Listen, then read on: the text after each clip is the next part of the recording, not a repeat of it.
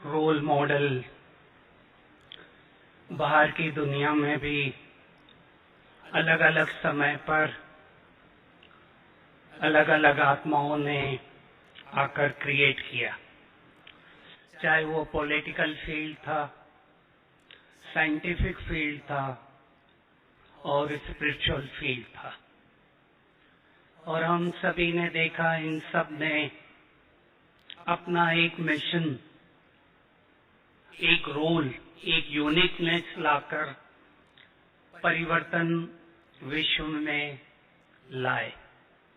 चाहे वो mother Teresa थी, चाहे हमारे अब्दुल कलाम जी थे, महात्मा गांधी थे, विनफ्रे ओपरा थी, ये सब अपने अपने कला से, यूनिकनेस से वर्ल्ड में ट्रांसफॉर्मेशन लाए।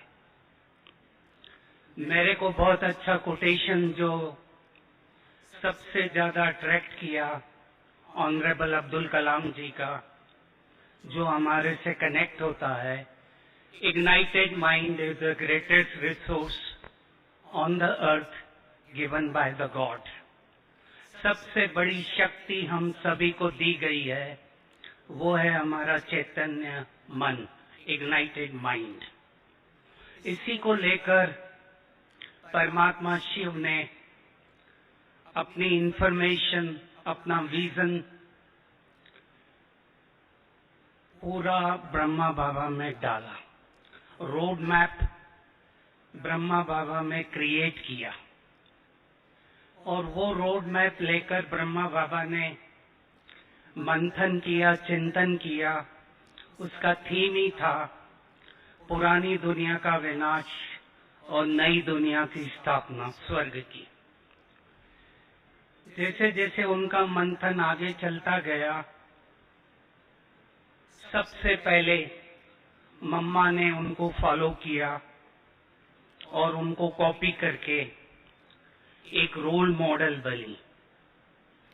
उनको देखकर दादियों ने पूरा कॉपी किया और दादियां रोल मॉडल बन गई।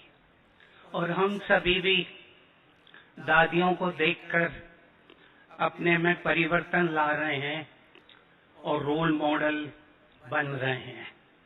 लाइफ का गेम ही 4 R के ऊपर रहता है। Life is a game of 4 R: role, relationship, responsibility and resources. इस सब में इम्पोर्टेंट है हमारा खुद का रोल, कि मैं यहाँ पर क्यों आया हूँ, मेरे को परमात्मा ने क्यों सिलेक्ट किया है और मुझे क्या करना है, मेरा क्या कंट्रीब्यूशन है स्वर्ग की स्थापना में, नई दुनिया की स्थापना में। हम सभी ने देखा, मैं भी जब पहली बार आया, माउंट आबू आया बाबा से मिलन मनाने, बाबा से मिले, पर सबसे ज्यादा मेरे को अट्रैक्ट किया जब मैंने दादियों को देखा। सभी दादियों उस समय थी, उनको देखा और उनके जो वाइब्रेशन मेरे अंदर आए, उसके अंदर उनके वाइब्रेशन से मेरे में ट्रांसफॉर्मेशन आया। शिव बाबा ने भी जो ब्रह्मा बाबा को दिया, ट्रांसफर किया, इंफॉर्मेशन, नॉलेज, विजडम, वो ब्रह्मा बाबा ने ट्रांसमिट किया। ट्रांसफर हुआ, ट्रांसमिट हुआ, पूरे विश्व में ट्रांसमिट हुआ और उसके द्वारा ट्रांसफॉर्मेशन हुआ। और इसका आधार ही था ट्रांसपेरेंसी। ट्रांसपेरेंसी का अर्थ है सत्यता, ऑनेस्टी, अंदर बाहर एक। उन्होंने यज्ञ को पहले रखा, बाद में खुद को लिया। उनका फॉर्मूला भी था पहले आप, पहले आप। ये वाला फॉर्मूला एज ए लीडरशिप का ब्रह्मा बाबा ने दादियों को दिया, और हर दादी के अंदर एक स्पेशल क्वालिटी हम सभी ने देखी और उसको हमने धारण किया। चाहे मम्मा का देखें, चाहे बड़ी दादी का देखें, आदरणीय दादी जानकी का देखें, दादी गुलजार का देखें, दादी रतन मोहिनी का देखें, हर एक का एक कैरेक्टर था और वो कैरेक्टर पिक करके हम सब ने अलग अलग लीडरशिप के कैरेक्टर देखे। पहले आपके साथ साथ जो इम्प्लांट किया गया, अगली दिवाली नहीं आएगी, दीदी को देखा अब घर जाना है। तो जो उपराम अवस्था सभी दादियों ने क्रिएट करी, और सबसे अच्छा मुझे लगा सभी दादियां सिंपल और सैंपल बनी। जो मेरे को अट्रैक्ट किया वो था सिंपलनेस, कि दादियां बिल्कुल क्लियर थी, मन और बुद्धि में बिल्कुल क्लीननेस था और कोई भी नेगेटिविटी नहीं थी, और उसके कारण वो लोगों ने ट्रांसफर करते गए और यज्ञ बढ़ता गया। आज हम जहां पहुंच गए हैं, अब जो समय आ गया है कि नई दुनिया, स्वर्ग और परम धाम, ये दो टारगेट हमारे सामने हैं। अगर मैं अभी सोचूं कि स्वर्ग की स्थापना में मेरा क्या रोल है, हर एक भाई बहन जिन्होंने बाबा को पहचाना, चाहे माताएं हैं, सिंपल हैं, कोई भी हैं, हर एक का रोल स्वर्ग की स्थापना में है। जो उनके अंदर स्पेशलिटी है, कैरेक्टर है, वो स्वर्ग की स्थापना में मदद कर रहा है। क्योंकि कोई भी ऑर्गेनाइजेशन का अर्थ क्या होता है? ऑर्गेनाइजेशन का अर्थ है कलेक्शन ऑफ पीपल, लोगों का समूह। कलेक्शन ऑफ पीपल का अर्थ है collection of mind. Collection of mind का अर्थ है कलेक्शन ऑफ थॉट्स। तो हम सभी जो बाबा के अलग अलग जगह से आत्माएं इकट्ठी हुई और जहां पर भी हैं, हर एक के संकल्प स्वर्ग की स्थापना में मदद कर रहे हैं। Because it is a collective consciousness. ये एक कलेक्टिव कॉन्शियसनेस है, ऊर्जा है, एनर्जी है। संकल्पों का अर्थ ही है एनर्जी, ऊर्जा। मैं आत्मा भी एक एनर्जी हूं, वेव्स हूं, और परमात्मा भी एक एनर्जी है।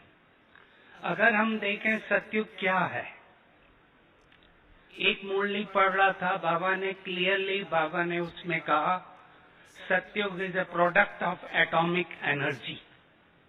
सत्युग एटॉमिक एनर्जी का एक मॉडल है जहां हर चीज ऑटोमेटिक चल रही है, वहां कोई कुछ करना नहीं पड़ता। संकल्प की ऊर्जा हर खेल को चला रही है। प्लेन में बैठा, प्लेन को मेरे को कुछ नहीं कहना है, खुद ही ले जाएगा जहां मुझे ले जाना है। वो संकल्प की ऊर्जा काम कर रही है। वही एटॉमिक एनर्जी हम सभी में है। कई लोग पूछते हैं हम कैसे कंट्रीब्यूट करें। फिजिक्स में दो टर्मिनोलॉजी होती है, फ्यूजन एंड फिशन। जहां एटॉमिक प्लांट होते हैं, ऊर्जा बनती है, लाइट बनती है, वहां फिशन रिएक्शन चलती रहती है। वो रिएक्शन कंटिन्यू चलती रहती है। एक एक्सपेरिमेंट, एक आइलैंड में एक मंकीज का ग्रुप रहता था। समुद्र के पास ये मंकीज रहते थे। उसमें से एक बंदर ने समुद्र के पानी में आलू को धोकर खाना शुरू किया। एक मंकी ने आलू को समुद्र के पानी में धोकर खाना शुरू किया। उसको देखकर दूसरे मंकी जो उसके साथ थे, उन्होंने भी वही करना शुरू कर दिया। वो बिहेवियर 300 माइल दूर बंदरों का एक और ग्रुप था उस आइलैंड में, उन्होंने भी वैसा ही करना शुरू किया। ओशन के पानी में आलू को धोकर खाना शुरू किया। दोनों ग्रुप में कोई कनेक्टिविटी नहीं थी, कोई ईमेल नहीं था, कोई मोबाइल नहीं था। ये कैसे बिहेवियर पैटर्न एक जगह से दूसरी जगह चला गया? वाइब्रेशन। जब एक पर्टिकुलरली क्रिटिकल मास नंबर पहुंचता है मॉलिक्यूल में, एटम अपने आप सेट होते हैं।